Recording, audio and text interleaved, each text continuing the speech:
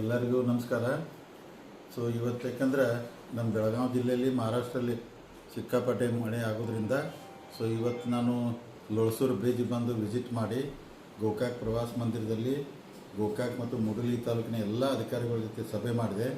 ಯಾಕಂದ್ರೆ ಈಗಾಗಲೇ ಹೊಳೆಗೆ 50,000 ಕ್ಯೂಸೆಕ್ಸ್ ನೀರು ಬರ್ತಾಯಿದೆ.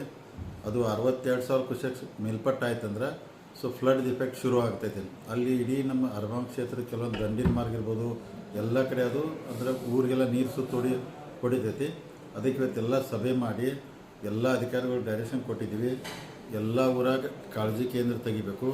ಅಲ್ಲಿ PDO, ಕಾರ್ಯದರ್ಶಿ, ತಲಾಟಿಗಳು ಊರಾಗಿರಬೇಕು, ಎಲ್ಲಿ ಹೋಗಬಾರ್ದು.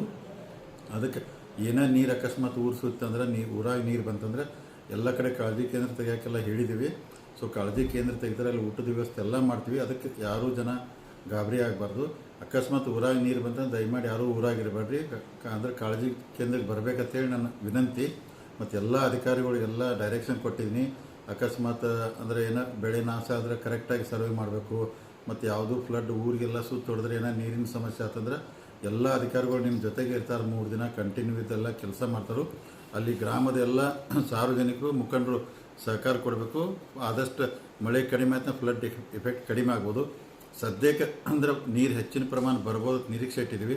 ನೀರು ಅದು ಹೆಚ್ಚು ಬರ್ಬೋದು, ಬರದೆ ಕಡಿಮೆ ಆಗ್ಬೋದು.